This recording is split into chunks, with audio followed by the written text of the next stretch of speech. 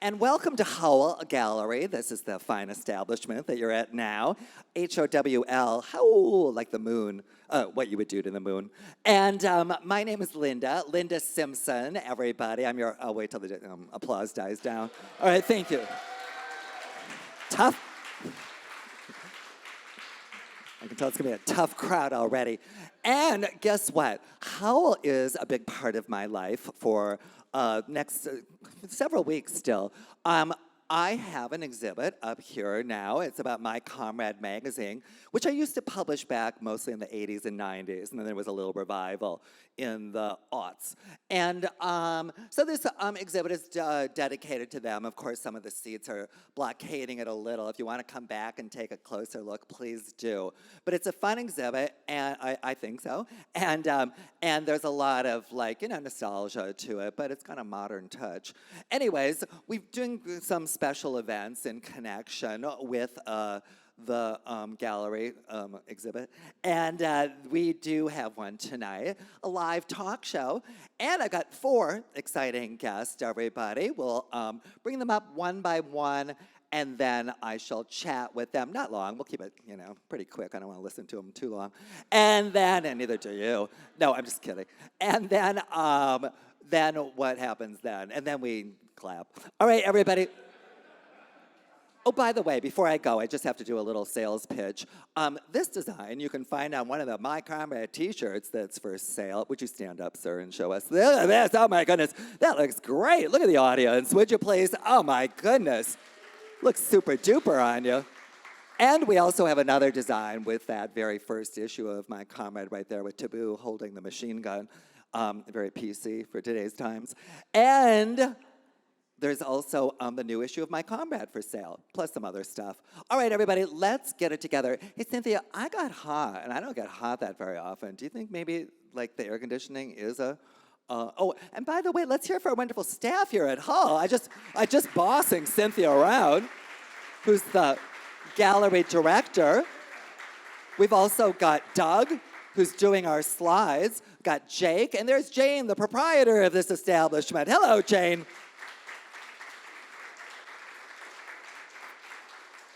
All righty. Before we bring out our first guest, and I think, Doug, maybe the lights should be darker for this. We're going to show a little video. Now, I met this person when they were right off the boat from Chicago in New York City.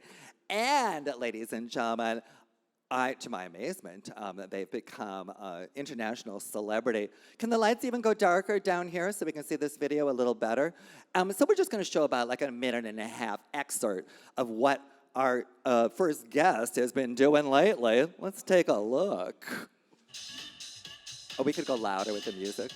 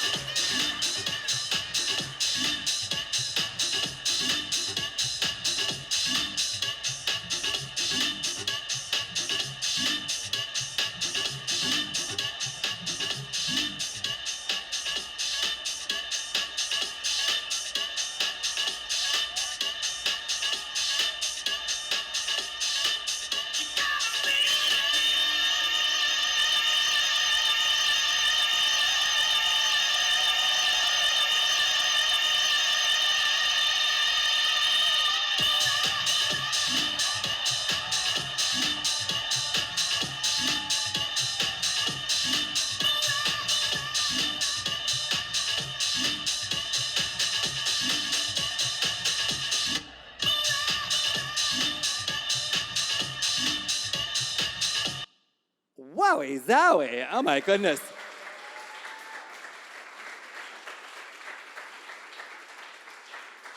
Well, let's bring her up. Let's hear for Honey Dijon, everybody.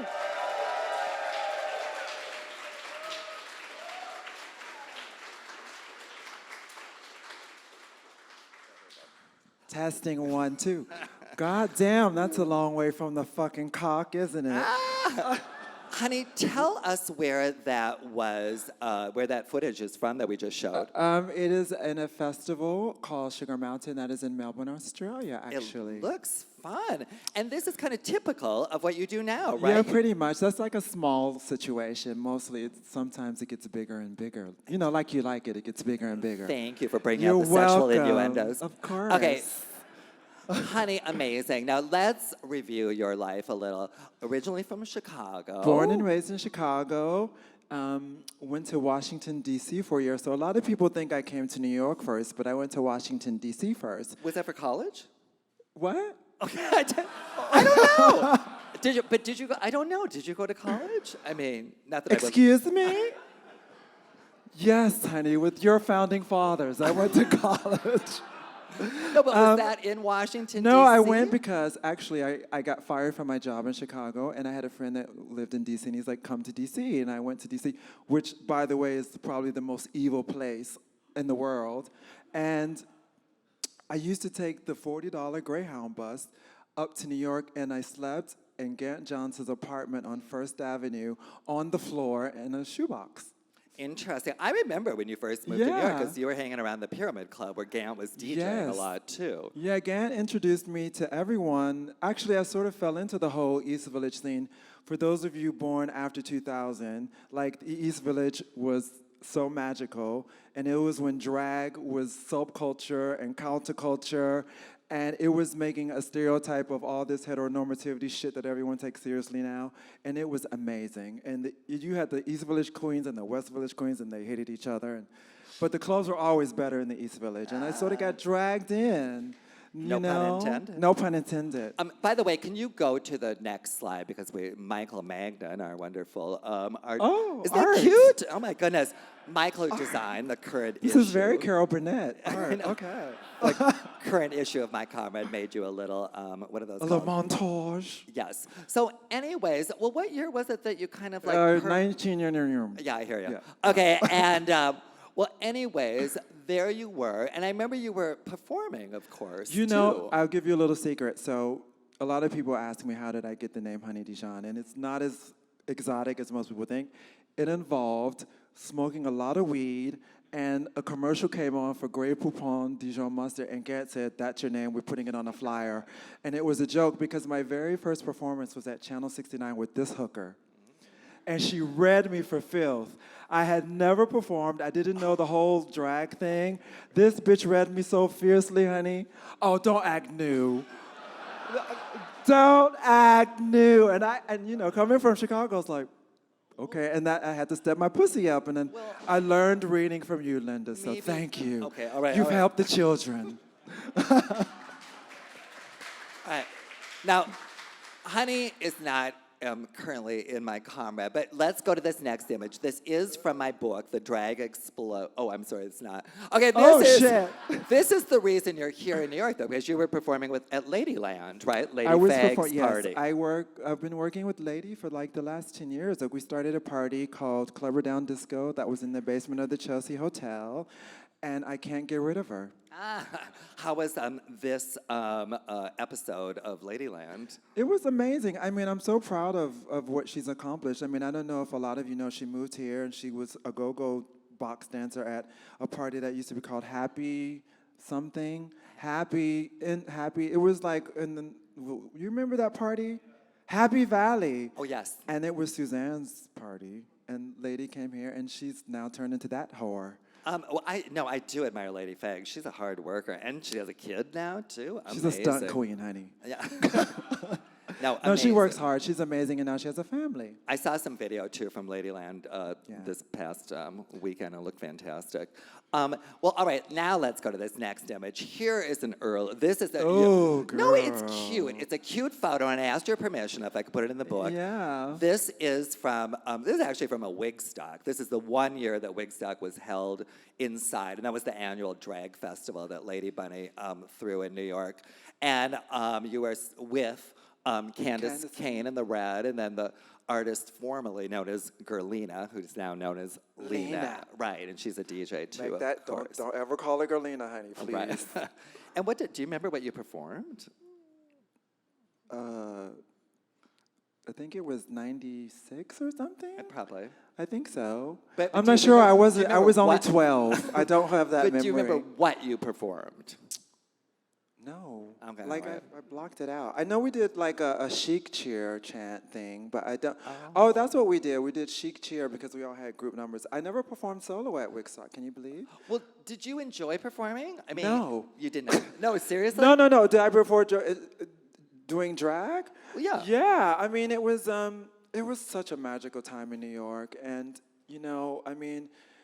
Clubbing was community, and it wasn't like, you know, and if you were trans or a drag or an artist or a marginalized person, clubs is where you found your work and your community. And for a lot of trans girls, you didn't have to do sex work. You could host or you could perform, and I started DJing. So it was, you know, it was really, you went out every night of the week. I think the only time I stayed in my house was to shower and sleep.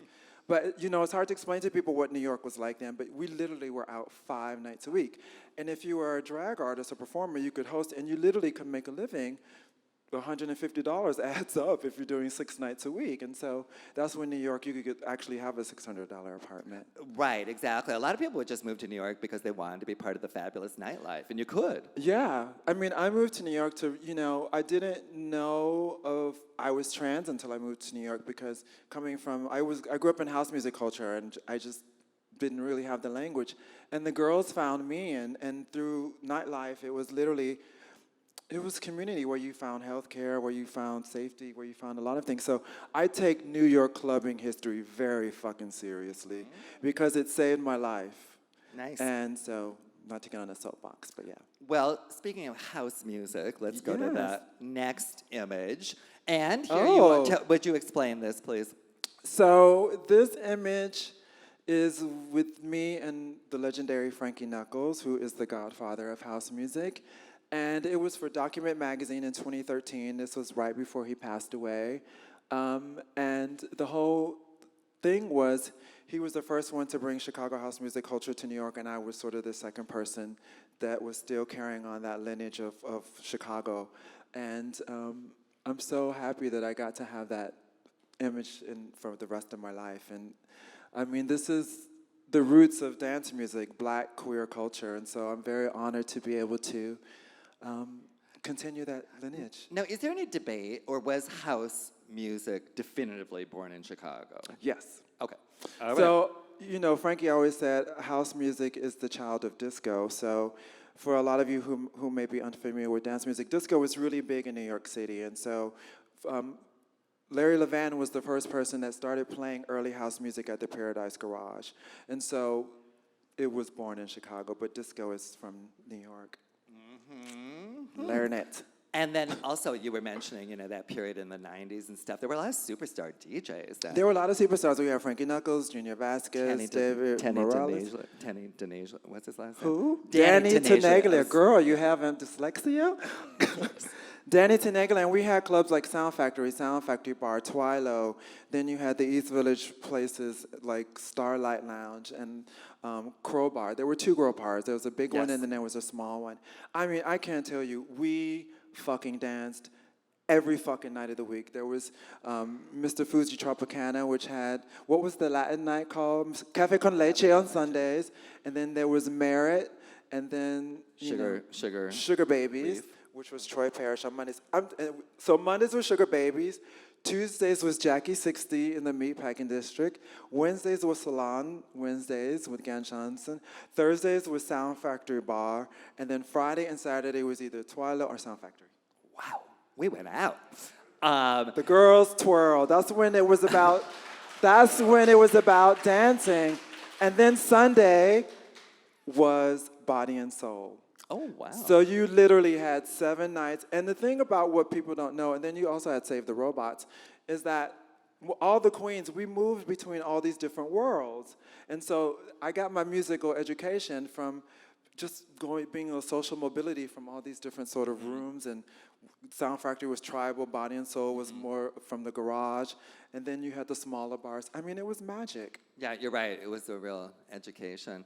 And drag ruled. This is true, yeah. It rules. So, I mean, I'm so happy that you have all of this because this is really important stuff for generations to come to understand what New York, this is really important because it's really our queer history, and we need to preserve all of this stuff. Thank you, honey. And speaking of queer history, let's go to the next slide. How was that segue? And here you are on the runway. Yes. Now, you have managed to keep one foot in music and kind of one foot in the fashion industry now, too, right? Yeah. Who are you modeling for here? That was the show, Virgil's show before his last show. That was for Off-White in Paris last summer. Were you friendly? Well, he passed away. Well, yes, but no, but I mean, I mean, he was great. I mean, I met Virgil through I used to do music for Louis Vuitton for many years. And so before he became the director of the house, he was always around, and I met him during Fashion Week, and we DJed some festivals together. And now, when you say you did music for fashion lines, do you mean you? I actually created the runway soundtrack. Okay, all right. And then do you get free reign, or do you? No, whenever you work with a designer, there's always a brief about what story they're trying to tell that season, and they usually have ideas, and then I come in with suggestions. It's a total mutual collaboration. So yeah. All right, well, let's go to our next image, please. Oh. And here, now you've got your own, I think this was about your own fashion line, right? So about 3 years ago, I started a brand with Dover Street Market Paris, which is under the umbrella of Comme des Garcons. And it's called Honey fucking Dijon. And what I do with this collection is really celebrate queer culture, dance music culture, and everything that I fell in love with in New York. I've done a collaboration with Keith Haring. Then I've also done it with Tina and Paul, who took a lot of images of ballroom culture. I've worked with Bill Bernstein, who took a lot of images of Studio 54 and the Mud Club in downtown New York. And I'm really privileged to say the next one is with Jean-Michel Basquiat Foundation. Oh my God, you mean you put their images on the I garments? sort of focus on the musical and the club culture of all of these artists that mainstream companies don't work with. So I get to see the archive, and I try to go in more depth of their connection to queer culture and music, because a lot of people don't like to talk about Basquiat's not heterosexual past, and so I try to go into I'm really glad that I work with Dover Street Market, because they let me express myself in that way. So it's really a celebration of all this shit that we have around us. And I think we've got a couple more images that are from your Honey fucking Dijon line. These are some new. These are the new ones, and it's all the sort of iconic dance records. Oh, I love Dr. Love. That are blown up God.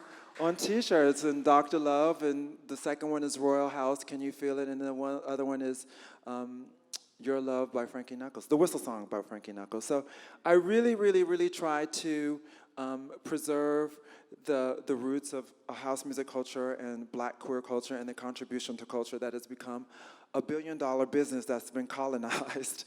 And so it's very important for me to really, there's a saying I call protest against forgetting. Because protest against forgetting, because I stand on some really heavy shoulders, so I like to just keep reminding bitches this is where the shit came from, and you know. And I think you mentioned the Keith Haring collaboration. This is a picture from it, right? That has, I'm proud to say, just been going into the collection of the Metropolitan Museum Costume Institute. Wow. So I was, and the image is this was Keith Haring drew this for Larry Levin's birthday party at the Paradise Garage. And so it was me sort of tying everything together, fashion, music, and art, and just keeping that tradition alive, really, the spirits alive. Very nice. And now, by the way, you live in Berlin now, right? You're here for a visit. I'm here for money, honey. The girls are paying me to be here. What was your impetus for moving to Berlin? I moved to Berlin because I felt New York was becoming a place I no longer recognized.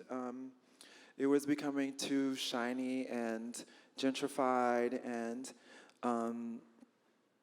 I felt like Berlin still had a bit of that bohemian spirit, and also where music was going, I just felt like I would have a better opportunity to express myself, and I wasn't given the opportunities to create fashion and do all of these things in New York because everything has to be tied to celebrity, and I felt being in Europe I could at least be an artist, and it's been great, but I'm moving to London. You are? Oh, when? As soon as the bitches give me my papers, I'm Oh my out. goodness, look at that. Berlin has been great, but as you know, coming from this beautifully diverse city, it's not the most diverse place on earth, and I really miss people of color. I really miss trans community. I really miss gay people of color, and I just Berlin is great for what it is, but I just need that mix, to feed my soul. So. Exciting. And can we go to the next image? I can't remember how many images we have. That's not me. No. That's No. Oh, I'm sorry. No. we don't all look alike. What? Linda. No. What I was going to say, I really enjoy your Instagram page. Okay. Because you put a lot of influences Of course, on yeah. it. And maybe you could explain, I mean, I'm familiar, but maybe you could explain to our audience who they are and how this has influenced you. That is Grace Jones, and that is Azadine Alaya, and that is Linda Spearings. And, Instagram for me was a great platform because I'm such a researcher and an archivist, and I really love to understand the source, the spirit, the root of things. And so Grace Jones for me was the first Black artist that I saw that redefined gender, performance art, theater, fashion, nightclubbing. She covered Edith Piaf songs. She covered Iggy Pop. The cover was Jean-Paul Goude with a Giorgio Armani. So it was Blazer, the square blazer. So she encompassed everything that I felt made it possible to be an artist. Like, I'd never seen anyone. She wasn't traditionally... in Black culture, she wasn't Diana Ross with the sequin gowns and the glamour, which is also an amazing thing. But I think when you're a queer person, I was looking for something a little bit more,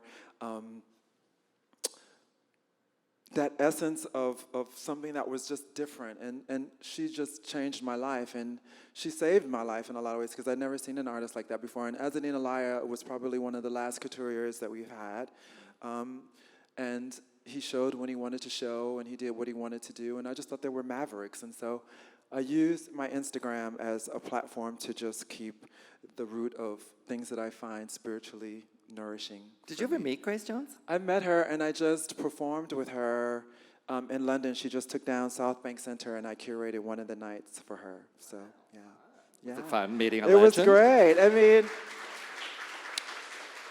I mean, living in this city, you don't get too intimidated by too many things, but I think that was like a full circle moment for me. And so I was just a fan. I'm just a fucking fan. And I didn't think that a kid from Chicago playing house records would get to fucking meet Grace Jones. That wasn't on the agenda. But speaking of Instagram influences, let's look at another image. Oh, Antonio Lopez. I love Antonio's illustrations. Yeah. Antonio was an illustrator in the 70s, a Puerto Rican, New Yorker, Norican.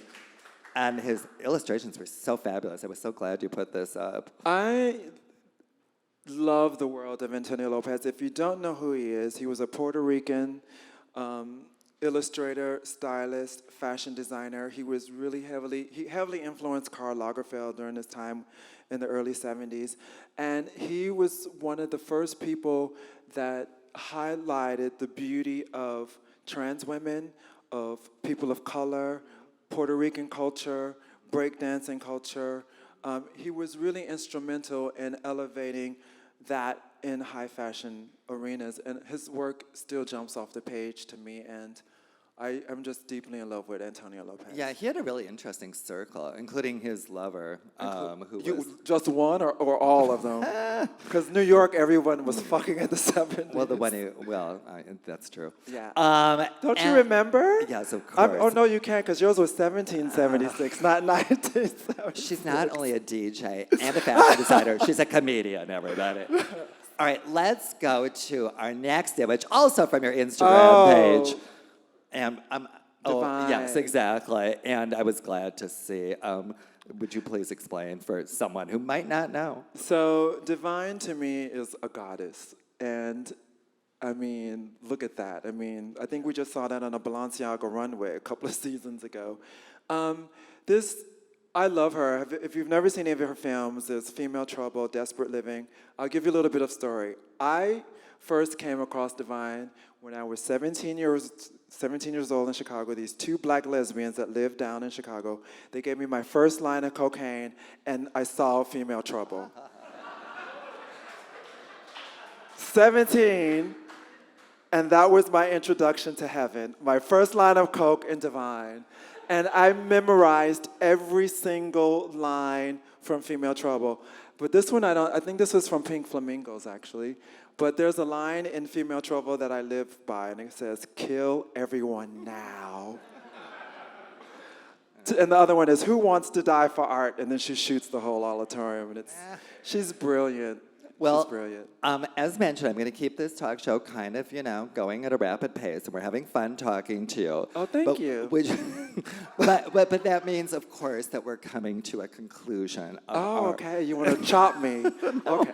No. I get it, Linda. You want to chop? No, I'm doing this very gently. But I'm just. You've mellowed as you've gotten younger, Linda. No, thank you very much, honey. Is there anything you'd like to tell us about some future projects? You're moving to London. Anything else you'd like to know? I know you're always producing music. I have a new album coming out called Black Girl Magic at the end of the year, and thank you.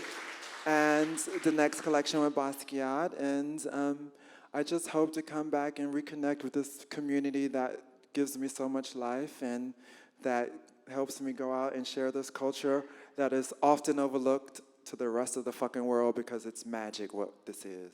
Very nicely put. Let's hear for Honey Dijon, everybody. Thank you, honey. Thank you, Linda.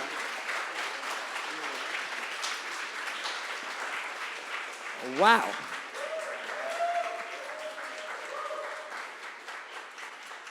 Well, our next guest, ladies and gentlemen, actually took many of the photos that are up here on the walls. My Comrade magazine, which changed sizes sometime, often had a flip side that was called Sister, which was, for lesbians and women of other sorts. And so a lot of the photos are by our next guest, but she's not limited to that. Please welcome Ande Whyland. Come on up, Ande.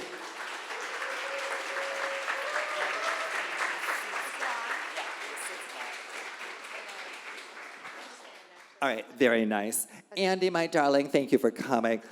Let's go to the first photo. Oh, well, here, you get a little bit. Wait, no, let's go back. Let's go back so we can all admire what Michael made. There we go. Isn't that cute?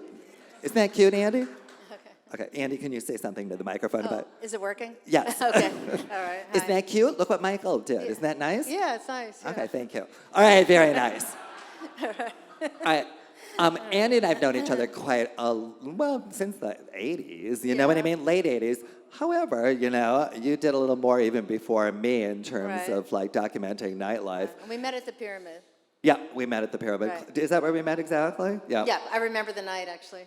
Who doesn't forget? All right. And, let's go to the first image, actually. And this image is, as I mentioned, you took a lot of the photos here. This is the one right here. This woman is named Diane, and I've tried to find her, but she seems to have disappeared off the map. But she was involved with this women's motorcycle club called the Sirens, which always lead the gay parade in New York. And where'd you get the fake motorcycle? Yeah, I don't know how that happened. Yeah, So Danny did all these with me. So do you remember? Do you remember where we got the motorcycle? I don't remember who made it or where it came from. I don't remember. Yeah, I don't remember. Anyway, it's a little mystery. Okay. And let's go to the net. Okay. Maybe. Here's another, some photos. This is of Pat Field, of course, the legendary Pat Field, who owned a boutique and was a stylist. You took these where? I'm sorry, what? You took these where? At her place. At Pat's place. She had a little bar there and... She lived above her store on A Street. Yeah. And this is so cute, I think, too. Yeah. Pat just turned 80. I can't believe it. Wow. So these photos are from 89 or 88, I think. So, Pat wasn't, she wasn't as young as the rest of us. But, but she looks great. She looks amazing, Yeah. And let's go to the next image. And this cover is actually, did you see it Right. right over there, Andy? Yeah. Well, her name is Rebecca, but she used to go by Yo-Yo. And Right. she was a real club personality, and she was involved with Pat Right. romantically, too, and she was on the Little cover. gossip. She's still around. She still lives here. Yeah, she has a daughter. I think she lives on Long Island. Yeah. And so, anyways, as mentioned, you were doing stuff even before kind of like the, My Comrade era. Show us what you got. Okay. And let's put on the next So- slide at the same okay. time, because... So I put out this book. Yeah, there it is. Oh, it's right there. Oh, thank you. So I put this book out about already 3 years ago, and basically everyone in it is my friend, people I knew well, and it was easy for me to get them to write things about the picture. And I'd had a lot of them already scanned and ready to go because they were in magazines, and they did a Club 57 exhibition at MoMA in the basement with the films. And so a lot of them were ready to go, and people had seen them, so it was easy for me to put this together. It's a great book, and Yeah. most of your photos are from Club 57, which was this, really seminal bar in St. Mark's Place, and then the Pyramid in its early 80s, right? And the famous people from Club 57 were Keith Haring and Ann Magnuson and John Sex, and if you've heard of any of these people. Kenny and Sharp. Wendy Wild, Kenny Sharp. These were the people that we were all really good friends. And this was our little social club, basically. And it was the basement of a church, so we could get away with a lot, including a bar, everything. And then when Club 57, how long did Club 57 run? Not long, like what, about 3 years? 3 years? 3 at the most, yeah.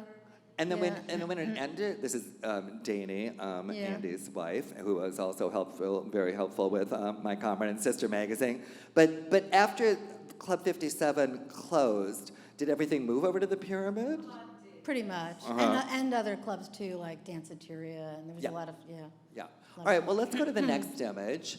And I think we're coming. Oh, and then here you are in the Pyramid Base Room, right? So, I don't know, that's of course Rue and Hattie and Larry T and Happy Face, and I think that's Billy. I think it's Beyond. Billy. Yeah.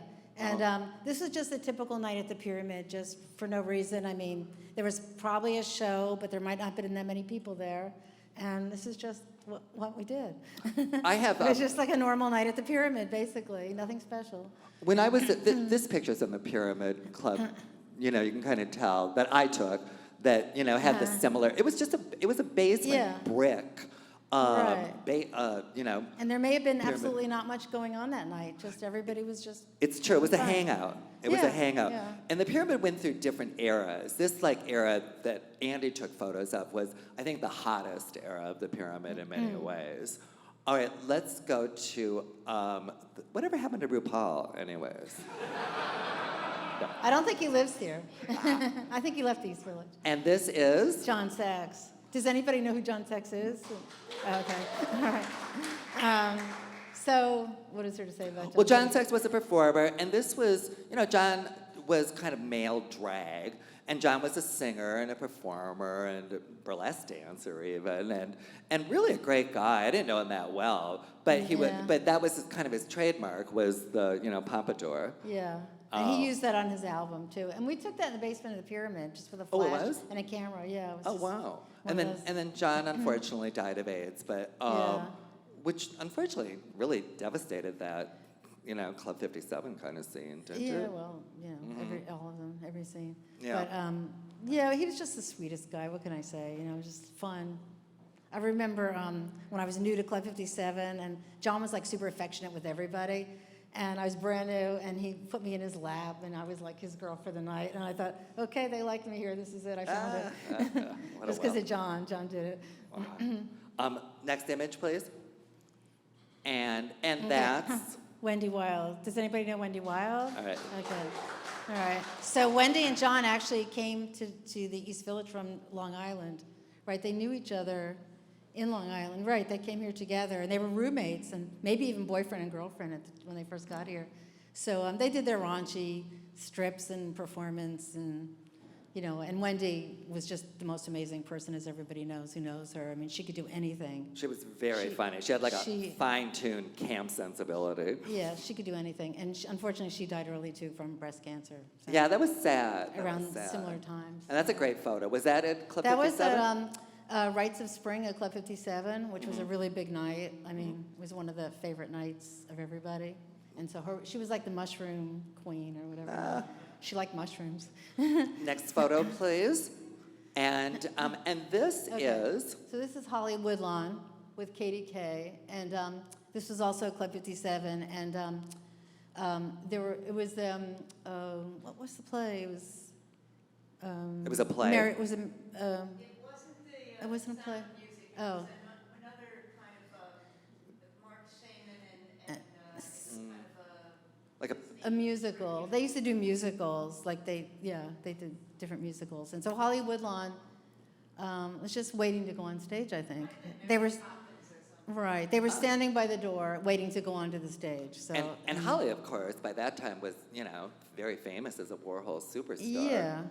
Yeah, I think she's pretty famous. Yeah. I mean, she was in that movie Trash, right? Yeah, exactly. And that will come up later in conversation.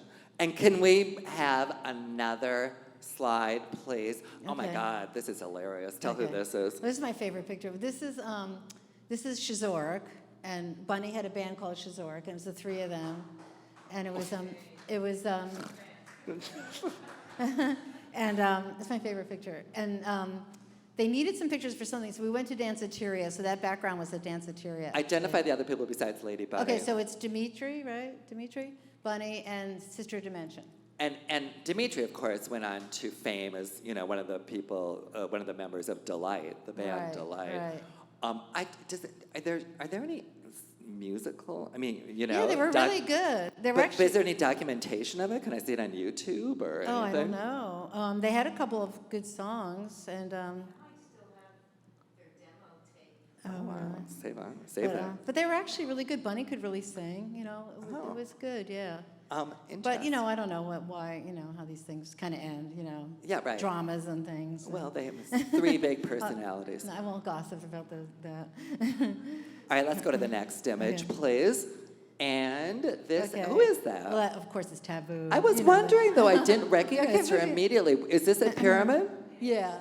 So Taboo did all the decor for the pyramid. Taboo worked really hard. Like, you'd come in there like, I don't know, it just seems like the whole place would change. And so this was one of the things that Taboo did, like that whole wall. I think that was on the stage. It looks like It it looks is. like on the Yeah. stage. But I mean, you'd come in and the whole place would be completely transformed, and Taboo would do. I mean, other people did too after, but Taboo was the main decorator for the Pyramid Club. And Taboo was there all the time. Yes. Yeah. No, We were all there pretty much It was like a most of the nights. It We was all like, lived right here, so. it was like yeah. a clubhouse, right? Yeah, like a social club in a way. Next image, please. And this Okay, is Lip Synca. Lipsinka, which is So- so funny because Lipsinka does give such a glam look now. But Well- this is at Wigstock, wasn't it? Yeah, this is at Wigstock, and this picture for some reason has been really popular. It's been in like a lot. Reproduced. Yeah, it's been in. They used it for the new museum. They used it for a flyer for the '80s show that they did, and I don't know if Lip Synca likes it that much though. I get the feeling not. I just get that feeling. Well, her rollers look beautiful. You know, I don't think that was the image. She even wrote, because, you know, in my book, they write something about the picture. And what she wrote was a little strange, like, I don't know why this has become the something or another of my look, but, you know. Oh. So, Well, whatever. she wore it. Okay. No, I think it's fun. I love it. I love Yeah. it. I mean, I get it. She's grown. She wants She's more to present glamorous, it. I Exactly. guess. Yeah. All right, and let's go to another image, and that Okay. is. So this is Ann Magnuson, and this was at Club 57. And Now, Anne's an actress. I mean, like. yeah, I don't know if Hollywood people knew even. Ann Magnuson or not, but But, it's not that but much. Anne was But super instrumental with Club 57, right? She was what? Really instrumental, wasn't she? Yeah, she was actually the manager. I mean, you know, she's mostly a creative person. It wasn't much managing, like that type of manager. But this was for like the new Pirate Night, I think, something like that. And yeah, they were making fun of the romantic period, and she called herself Nina Hagen-Dazs. Lena Hagen-Dazs. Oh my goodness. Anyways, but Anne's yeah, she went on. I mean, she was in the opening scene of The Hunger, Anne, with David Bowie. I mean, yes. she's been in a lot of movies and all kinds of stuff. Yeah. You know. Yeah. Oh my So, God, that scene with David Bowie. Yeah, That's and we're still fantastic. friends. What Yeah. was she? Oh, the first victim. Right? Yeah. No, Anne's a very talented actress. Yeah. Let's go to the next image. And this is Of course, Ethel Eichelberger. Ethel which everybody- Eichelberger was like a Yes. really big on the performance scene. And she was drag, but she did stuff outside of drag too. Right. But she was really respected like on the more, you know, like I said, cutting edge performance scene. Like she Right. performed at like PS 122, Right. what's called PS 122, etc.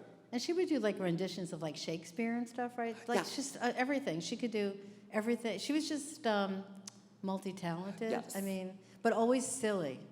No matter how like well-known or whatever, she's always silly. Like that was Dancing on the Bar at the Pyramid, and she was already been doing all kinds of things, but she'd still go to the bar and dance for tips or whatever little bit of money they gave her. And you she know. was a little older than most of the Yeah, people definitely. at that They were. point. She was like the mother, I think, right? Didn't they kind of refer to her a Oh, little I think bit? people really As- revered yeah. her. Yeah. Yeah. Yeah, no, I only met her like once. She was very sweet, and I saw her perform several times. And She was everybody great. loves Ethel. I mean, Uh-huh. And Ethel. this photo has been reproduced quite a bit. yeah. I picked the hits out. You know. And let's go to another image. And I think this is our final Okay. image. Would you please explain? Okay. Well, John Sex invited Jean Hill. Who's the woman with the blue eyeshadow? Right. Yeah. Right. And to come to area to take pictures. That's all I really know. So John, and there was a throne. And so John said, "Oh, do you want to come? You know, Jean Hill's. You know who Jean Hill is from Desperate Living." Yeah, you know, right. So she showed up. So I guess John called a bunch of people and said, "So we're going to go to area, and Jean Hill's coming." It was before they were open, and we're going to take some pictures. I said, "Okay, great." So that's Taboo Right on the left, right? Mr. Fashion. Yeah. This one here, nobody knows who it is. It's been going on for years. That's so funny. It's a mystery person. Mystery person, yeah. And Jean Hill, and then John Sex. That's a great photo. Yeah. Oh my goodness. Wow, Zowie. Well, have you enjoyed showing your photos in your new book? Yeah, well, it's not that new actually. It's been Well, around. 3-year-old book, excuse. Sorry. Oh, John Boyer. You mean? Thank you very oh, much, right, Katie. that's right. So John Boyer, who's an old friend of Linda's from Minneapolis, right? John did help me a Yeah. lot with the very early issues Yeah. of My Comrade, so there was a Right. connection. So when I was ready to do the book, I just remembered the beautiful layouts from My Comrade. So I called up John and just said, could we work on this together? And I was so lucky to have him. I mean, I wouldn't know how to do it myself. And we just had the same taste, same colors, everything. Just Yeah, perfect. no, you guys had a great collaboration. And the Yeah. book is called, Oh, it's called Shots. like, And Sean's. yeah, and you can get it on Blurb.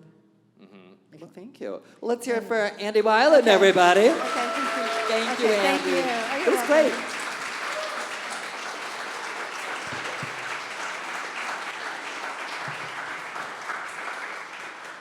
All right, well, let's go to our next, actually, let's go to our next, wait a minute, how are we gonna do this?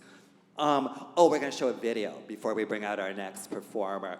And so it's an excerpt of the video, we're not showing the whole thing, but I believe it's from a very recent song by our next performer. So let's put on the video, and then, no, not that one, not that one. Okay, this one, yes. And we can make this loud.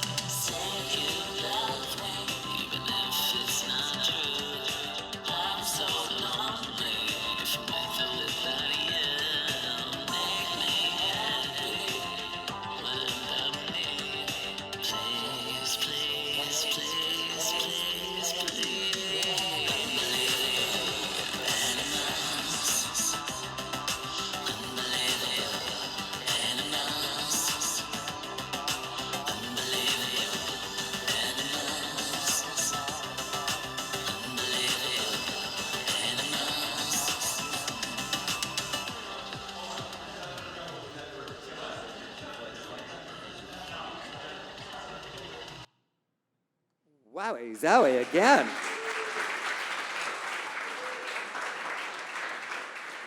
So we can put on the lights, and can you put on the next slide, please? And let's welcome everybody, Macy Rodman. Come on up, Macy. There you go. I think the microphone's on. How are you, Macy? Good, how are you? Macy, you're such an actress. Tell us the name of that. I think we probably got Oh, it. that video is called Unbelievable Animals. It's the title track from the album. And when did that come out? That video came out in March or April, I think. Oh, okay, so Yeah. relatively recently. And I was going to ask, does that little scroll have to be on the bottom of the videos when we show them? Or is that me, the way I recorded it? Okay, I believe it was the projectionist's fault. Let's hear it for him. No, just kidding. No, but in the future, let's avoid that. All right, so anyways, thank you for joining us. Now, Macy, of course, let's go to the next image, is the cover girl of the new issue of My Comrade magazine. Macy, how was the shoot, given behind the scenes? Well, it was really hard. There was a very demanding creative director. No, it was really fun. Acting like I was springing back to life. Yeah. And the photos by your often collaborator. Stephen Harwick. Yes, exactly. We did it at Stephen's apartment in, Yes. what neighborhood was that? Like Fort Greene-ish? Yeah. And so, anyways, I'm so glad you introduced me to him. He is. Isn't he great? Oh my God, he was so meticulous about everything. yeah.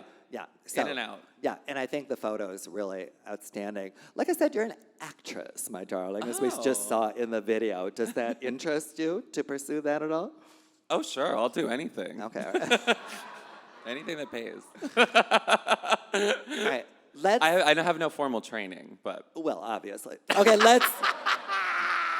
let's go to the next image, please.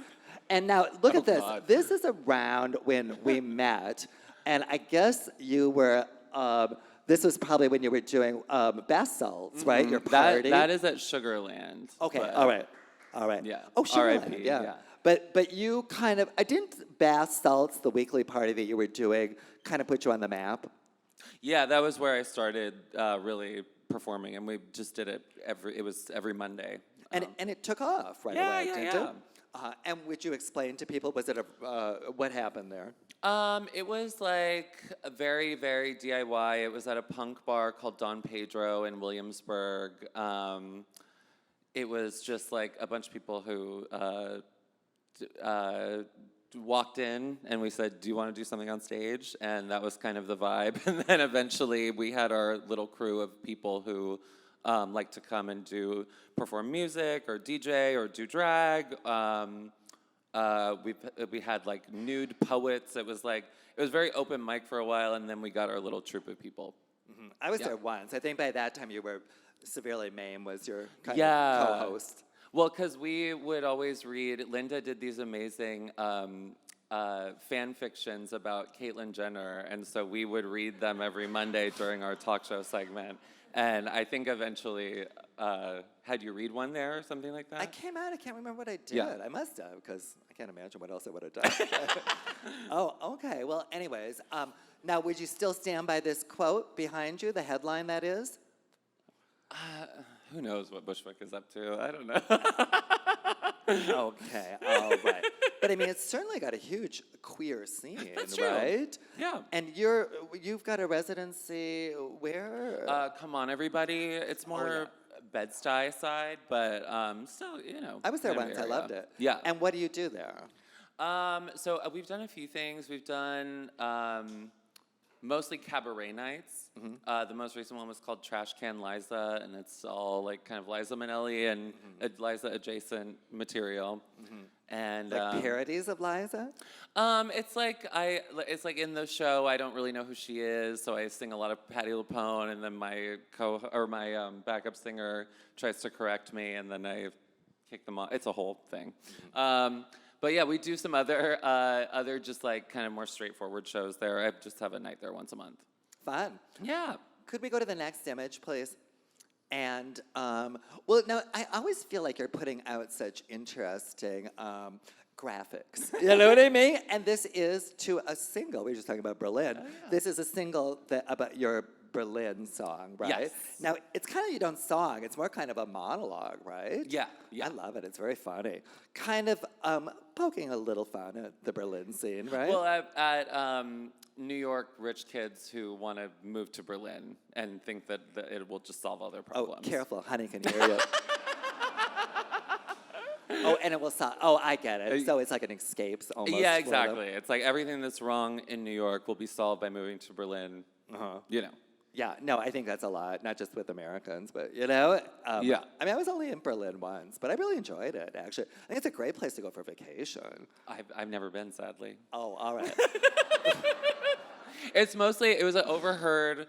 There's this girl that I knew who would hang around all the time, and she would like literally show people her bank balance on her ATM, like, look at how much money my dad put in today. And, and so she had this conversation with a friend that was like, yeah, I think I'm gonna go to Berlin and I'll just like get a teaching job right away and it'll be really cool. Like, it's like that kind of a vibe. Very nice. And then, Macy, when did you kind of start, I mean, back even in the Basalt days, were you live doing live singing, that is? The first like probably half a year I would do lip sync performances, and then I just realized that I was really terrible at that. And so I started singing live. Yeah. Uh-huh. Let's go to the next image. And here we have yet another. Now was this a single? Yes. Uh-huh. A rather provocative photo, I will say. Very crotch focused. Well, good for you, you know what I mean? Sex sells in this day and age, right? And I love it, but I love the way you do collaborations with photographers and I guess other artists too. I mean, you've got like really some great, imagery out there. Oh yeah, thank you. Yeah, this is my friend Pussy Heaven Rosemary shot this, and then we just like photoshopped it to hell.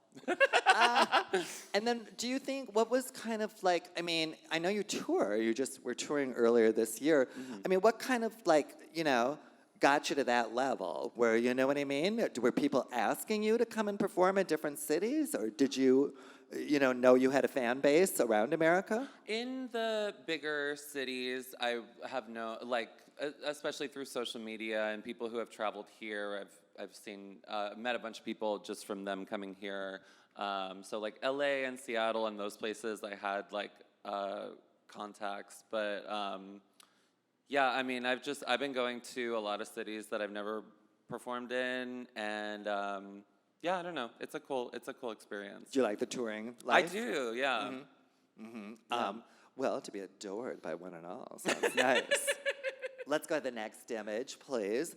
And now, what's this from? That's the album cover. From it's called Unbelievable Animals. Oh, that's the Unbelievable Oh my God, that's beautiful. Who took this? That is Pussy Heaven as well. Oh my goodness. And who does the styling? I did the styling for this was like COVID era, so I did the styling and the graphic design. Oh, really? Yeah. Oh, you can do graphic art I had a lot too? of time. Yeah. Oh, well, it's great. It's very effective. I mean, I Thanks. think it's all like, on the continuity of putting your image out there as an, kind of interesting and edgy performer. Oh, yeah. And how would you like to see, your music career expand?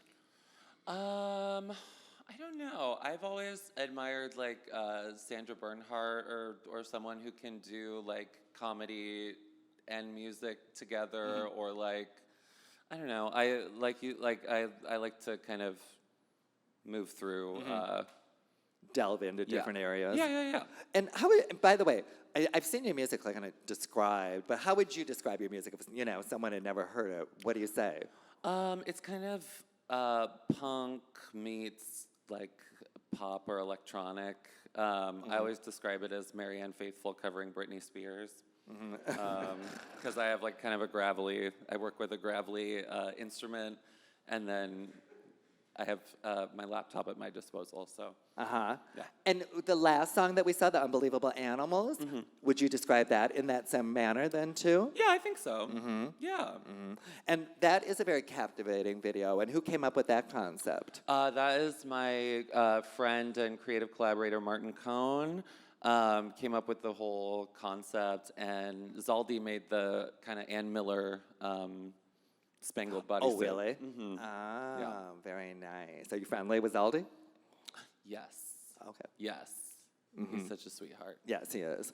All right, let's go to the next image, please. And here you are. I love that photo, though. And this is On my 15-minute break. this is from Gay Letter magazine, Yes. right? And they had a whole pictorial with you, right? Yes. Did you come up with this concept, or did they have something that they wanted to do? This was another COVID thing where we were supposed to have a photo shoot, but then it was like, I think like the Omicron or something. We had another outbreak, and so we just had to do it in my backyard, and the photographer had to like stay 6 feet away or whatever. Oh,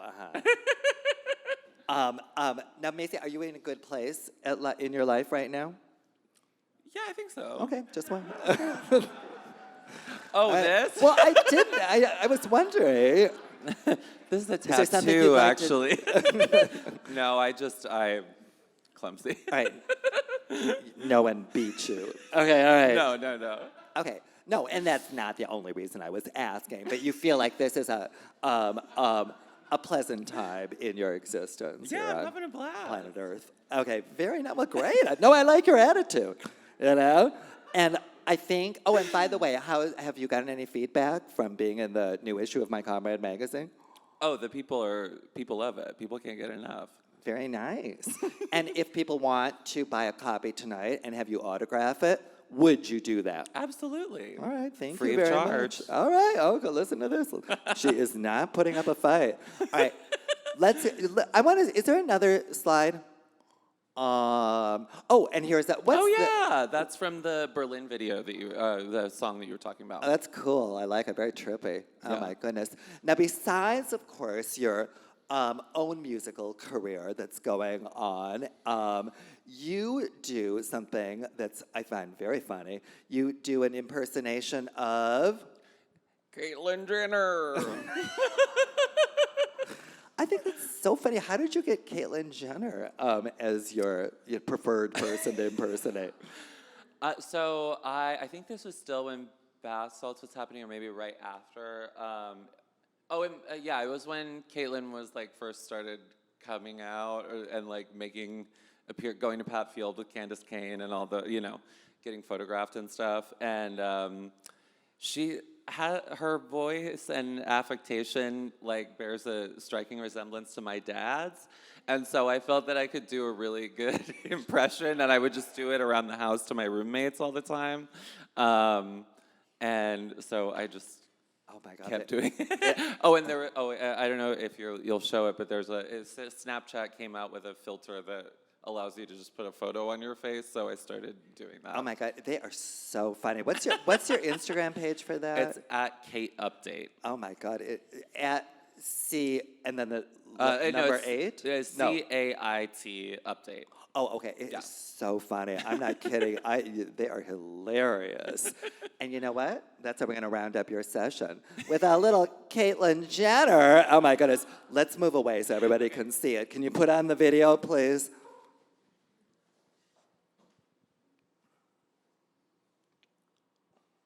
And we should have darkness for this.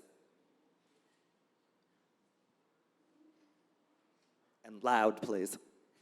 You got that right. I am running for governor. Hello.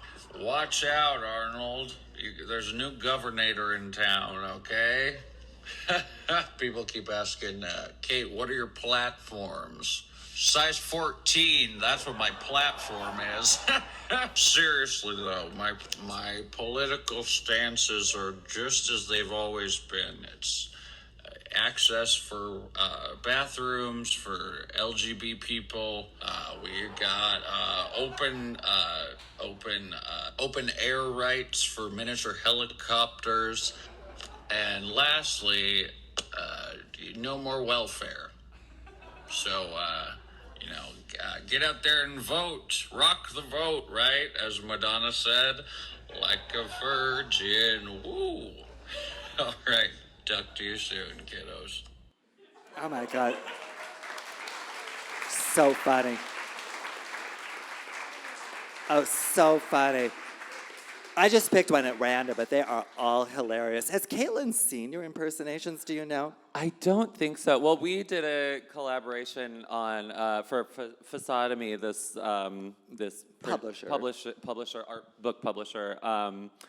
We did a zine that was all Caitlin, but it was like kind of the glossy fashion photo version of it, but all with that face filter, so it was really twisted. But Linda did printed all the Malibu Monday fan fictions set to these really amazing illustrations by this artist Drake. What is Drake? What? Carr. Drake yes. Carr. Thank you. Oh my God. But yeah, we interviewed her friend Zachary Drucker from the show I Am Kate, and she said if I think she'll appreciate it, I'll show it to her, and if I don't, then she'll never see it, and She probably haven't heard hasn't. anything back. Ah! So. All right, let's hear it for Macy, everybody. Macy Rodman. Thank you, Macy. Thank you very much.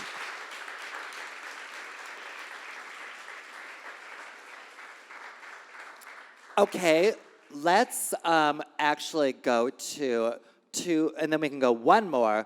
And, well, ladies and gentlemen, we just had Macy, who's our cover girl. We couldn't neglect our centerfold. Let's all welcome Jonah Almost. Come on up, Jonah. Hi, Jonah. I think it's on. Well, Jonah, thank you so much for joining us. Where are you coming from? Yeah, okay, we're good. So I'm actually coming straight from a photo shoot with Calvin Klein. Oh, wow. But it's not that cool. It's like... Oh, okay, all right. Then we won't ask anymore. Jonah, we're going to go to your centerfold photo right away. Let's find it. Let's do it. And there you are. Very nice. Come get a slice. What's that? Said, come get a slice. Yeah, come get a slice. And that was taken by photographer Gregory Kramer. And did you have fun during the photo shoot? Yeah, it was super cheesy. And by the way, how did you get the name Jonah Almost? A-L-M-O-S-T. So it's actually pretty simple. It was my first AOL screen name. And there's a skateboarding brand that I really liked called Almost Skateboards. And I just put it next to my name. And then I kept it. I've had this since I was like in 4th grade or something. So I was like, why not just make it my name? Very nice. Phone's up. And let's go to the next image. And here, now I noticed you were giving the finger with the pizza picture, and it seems to be a bit of a trademark of yours. Yeah, I think at a certain point there comes like a time in every young man's life when he just says fuck the world. And that's kind of what it's about. I don't know, It seems like you say it quite a lot. I have a lot of just so much pent up sexual tension with me and the world, I guess. Okay, all right. Very nice. And now tell us about this bottom left photo. Yeah, so that was actually like, so I'm what they call like a noddle. It's like a knot model, because I'm not actually tall enough to be like a runway model. But I got this amazing opportunity to actually walk in a runway show in Paris. My friend Slava casted me for this brand Vêtements. And they sent me down the runway, and the brief was like, really aggressive, we want you to walk super fast, but I'm just not that fast, like I'm a chill walker. So I was like really trying to speed it up.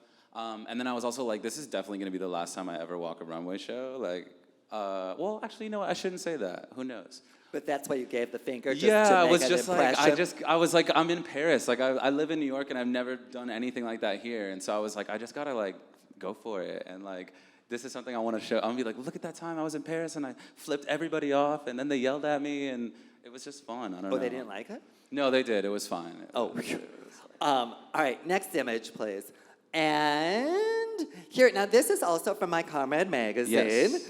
And, of course, your hair was a little longer then. And now for anybody that didn't get it, go to the next image. This is, of course, inspired by this Joe D'Alessandro shot. This was from the movie Trash that was being mentioned earlier by one of our guests. Andy. And But you weren't quite aware of who Joe D'Alessandro was, right? When I showed you it Yeah, first. no, it was kind of like an educational moment. You also took me to my first wig store.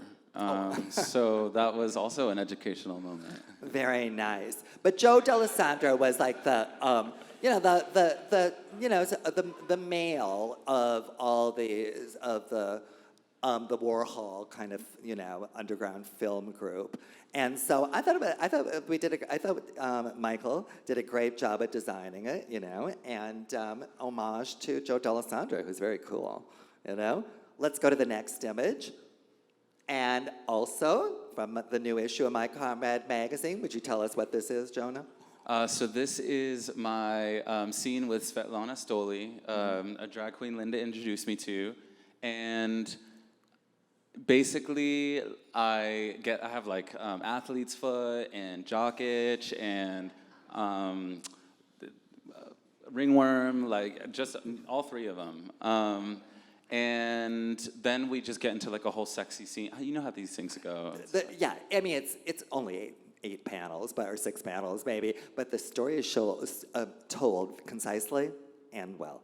And in Spanish. And it's in Spanish too, so it's a little, it's an ode to, My Comrade often did that, photo novellas, and which are based on, kind of like south of the border, like soap operas, but they were in print. And speaking of Spanish, let's go to the next image. What does that say on your, can you translate that, what it says on your knees? Yeah, so it says, sarna con gusto no pica, y si pica no mortifica. And it's like, my mom's from Colombia, and so it's something she always said to me growing up. But the direct translation is really weird. It's like, if you like scabies, then you like the pain. But like, colloquially, it means something to the effect of like, you made your bed, now lie in it. So like anytime I did some shit that she was like, look, like, this is what happens. So, but what's ironic about the whole situation is I got the tattoo and the girl spelled it wrong. And then it was like the exact situation of the saying, like, applicable. And I was like, damn, like, my mom's still speaking to me now. So it was kind of an homage to your mother. Yeah, totally. Very nice. And let's go to the next image. And here we go. This is where I don't think we met, but this is where I first became aware of you. When I was at that same show, when Taboo, in the middle, was having an art show. Yes. At Gordon Robichaud, Gesundheit. And you were there as an admirer. Yeah, no, so this was during the time, this is my best friend Lewis, by the way. He's like my closest collaborator. He does all my music videos, and like, he's amazing. And so we were fanboys of Taboo. I discovered his work, I think actually because at the time I was working at Supreme. You can see we're wearing matching pants. And they did a collaboration with Taboo, and that's how I first discovered him. And then me and Lewis just became like, we love that whole era, so like we were just dove right in. And then he like followed us on Instagram, and then we were just like geeking out and like, we have to go to the show.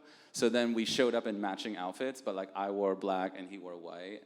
And then like it was just fab. Like, he's so nice. And Taboo did the Delight album cover. Yeah, exactly. And that's the thing also is like, I mean, it's been so amazing hearing all these stories, because for me as an artist, Delight is like Toate, Dimitri, all of them, huge sonic influence for my music in particular. Let's go to the next image, please. And next image, please. And explain this photo, please. So this is, again, me and Lewis. And this is shot by Slava, who we have here in the audience. With our My Comrade t-shirt. Basically, so Lewis and Slava met because Lewis was the first cover boy of his book, Bros and Brosephines. And one day I was walking through the park in the East Village, and Slava ran into us, and he texted Lewis, and he was like, hey, I want to shoot you and your friend Jonah. And basically that's how it happened. And so he was doing a collaboration with Rasviet, that Russian skate brand. It's owned by it's part of the same family of brands that Honey's brand is in. Oh, okay. And then you did an event in Paris, Yep. right? Because I saw the pictures. Nice. So it was like this huge event, all of Slava's photos that he took for the book, the clothes that he designed, posters, and he also gave me my first platform to perform. Cool. Slava, we thank you. Yeah. And let's go to the next image, please. And here, now you've been in various editorials. This is for Paper Magazine, correct? Yes. Yeah, I think it's like, my friend Meg does like a profile. It's coolest person in the room, and it was a series, like every week she would interview someone just in, downtown NYC vibes. And let's go to the next image. Here you are in Interview Magazine, correct? Yes, this is Interview Magazine. What's funny? The look inspo for this is Halston. Oh, the one on the. the Oh, left. yeah, Yeah, you're yeah. right. Oh my God, very much so. Right. And what's this inspired by? Bussy. Well, my goodness. All right. Well, you look great in both of them.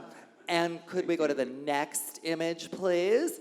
And this is a recent collaboration, Yeah, right? so in addition to being an international sex symbol, I also make music, and it's like house and techno inspired, but with vocals over it.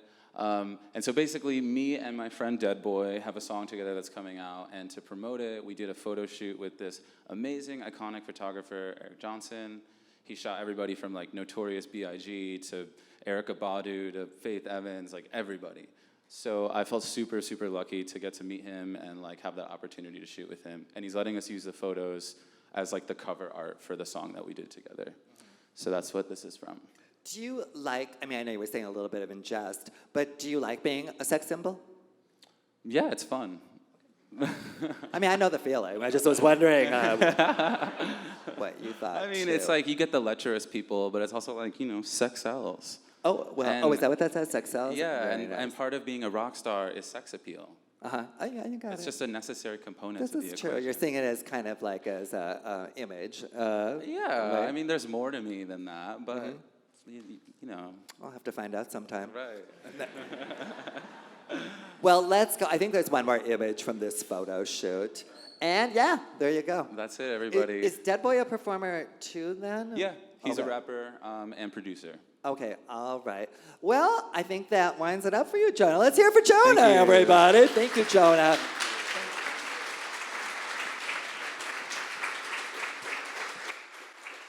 Well, let's go to the next image, which I think is just our. I forgot to ask you. With Jonah, when are you getting this haircut again? Thank you very much. Okay, very nice. All right, now we can go to the next image. And here we go, back to the My Comrade design. So anyways, we're gonna wind things up now. Just a reminder that the exhibit is up until 7/17. Love to have you come back. Not quite sure what's else is gonna happen here, but I'll keep you informed. And you can always check out my social media. And my last name is Simpson, Linda Simpson. And I want to thank Howl again. As mentioned, there's T-shirts and magazines and a whole mess of stuff over there. Well, everybody, this is Linda Simpson. I'm going to go over to the Phoenix for a drink because I need one. Join me. Thank you, everybody, for being such a great audience.